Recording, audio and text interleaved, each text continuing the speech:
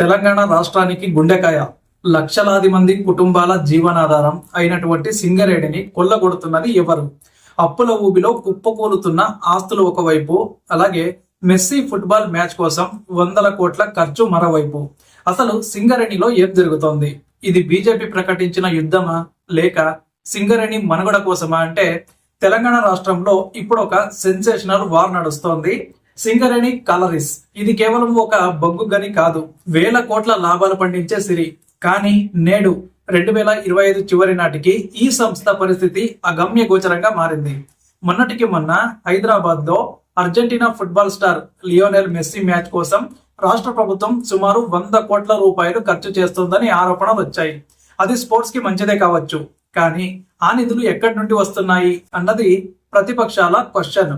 BJP MLA Maheshwar Reddy గారైతే నేరుగా Singareni office ముందే బైఠాయించి కార్మికుల చెమట చుక్కల నుంచి వచ్చిన లాభాలను వాళ్ల సంక్షేమానికి వాడకుండా ఇలాంటి విలాసాల కోసం మళ్లించడం ఏంటని ప్రశ్నిస్తూ ఉన్నారు. ఇది కేవలం ఒక ఆరోపణ అయితే కాదు. సింగరేణి ఆస్తులను కాంగ్రెస్ ప్రభుత్వం తన వ్యక్తిగత ప్రచారానికి వాడుకుంటోందనేది బీజేపీ ప్రధాన యుద్ధం. దీనివల్ల ముఖ్యమంత్రి రేవంత్ రెడ్డి గారి వ్యక్తిగత ఇష్టాల కోసం ఆ సంస్థ నిధులను పక్కదారి పట్టిస్తున్నారా అన్నది ఇప్పుడు జోరుగా ప్రచారం సాగుతోంది.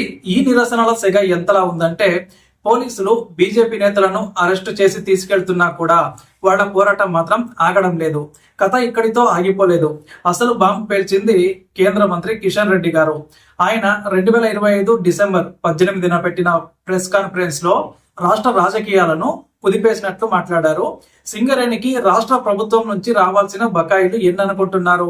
అక్షరాల 47,000 కోట్ల రూపాయలు. అవును, మీరు విన్నది నిజమే. గత 10 ఏళ్ల బీఆర్ఎస్ పాలనలోనూ, అలాగే ఇప్పుడున్నటువంటి కాంగ్రెస్ పాలనలోనూ సింగరేణిని ఒక బంగారు గుడ్డు పెట్టే బాతులాగా వాడుకున్నారు తప్ప దానికి రావాల్సిన డబ్బులు మాత్రం ఇవ్వడం లేదు. డిస్కంలు అంటే మన విద్యుత్ పంపిణీ సంస్థలు సింగరేణి దగ్గర బొగ్గు కొంటూ ఉన్నాయి, విద్యుత్ తీసుకుంటున్నాయి. కానీ ఆ డబ్బులు మాత్రం సంస్థకు చెల్లించడం లేదు. మరి సింగరేణి కార్మికులకు బోనస్లు ఎక్కడి నుంచి వస్తాయి?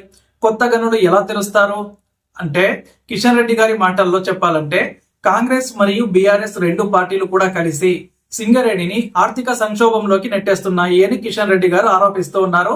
అలాగే 47,000 కోట్ల బకాయిలు అంటే అది మామూలు విషయం కాదు. ఈ మొత్తం గనక ఉంటే సింగరేణి ప్రపంచంలోనే మేటి సంస్థగా ఎదిగేది. అండ్ ఇక రాజకీయ చదరంగం చూస్తే బీఆర్ఎస్ నేత హరీష్ రావు గారు కాంగ్రెస్ ప్రభుత్వంపై విరుచుకుపడుతూ ఉన్నారు. కార్మికులకు రావాల్సిన బోనస్ లో కోత పెట్టారని, గతం కంటే తక్కువ శాతం వాటా ఇస్తూ ఉన్నారని ఆరోపిస్తూ ఉన్నారు. కానీ ఇక్కడే ఒక ట్విస్ట్ ఉంది.